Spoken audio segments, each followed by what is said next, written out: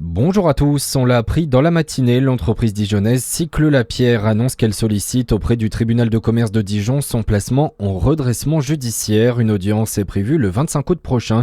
Les salariés ont été informés hier par le comité social et économique de l'entreprise. Dans un communiqué, la marque évoque une baisse des volumes ou encore le désengagement d'un groupe néerlandais. Cet appel à témoins lancé après la disparition inquiétante d'un homme originaire de Besançon, Christian Delaunay, n'a plus donné de nouvelles depuis le début de la semaine. L'homme de 70 ans pourrait avoir pris un train pour rendre visite à son fils en région parisienne. Au moment de sa disparition, il portait une veste beige, un pantalon de la même couleur ainsi qu'un t-shirt bleu.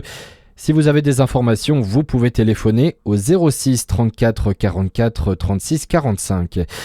De nouveaux incendies hier dans la région. 2 hectares de broussailles ont brûlé hier après-midi à Curgy, tout près d'Autun.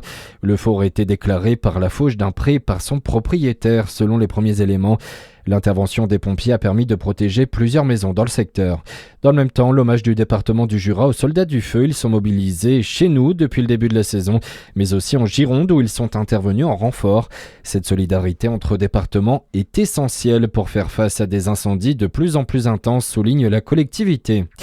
Et cette question dans l'actualité également, faut-il taxer les industriels du tabac pour financer la lutte contre les incendies ? C'est en tout cas l'objectif de la proposition de loi déposée par l'ancien ministre de la Santé et député LR Yannick Neuder. Il souhaite responsabiliser les producteurs de mégots de cigarettes, souvent responsables de départs de feu. D'ailleurs, la prudence est de mise dans 4 départements du sud de la France aujourd'hui. L'Aude, le Vaucluse, les Bouches-du-Rhône et le Var sont en vigilance rouge pour un risque d'incendie très élevé. Après plusieurs jours dans la région, le Tour de France Femmes continue.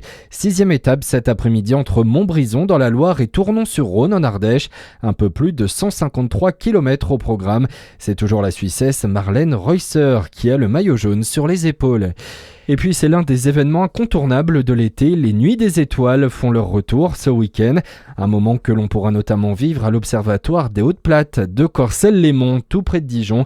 Et le programme s'annonce assez riche, Célim Ogba. Oui, le public pourra profiter d'un espace en plein air et des 2 soirées du 7 et 8 août pour admirer le ciel. Une quinzaine de télescopes seront mis à disposition pour l'occasion, en plus de plusieurs activités.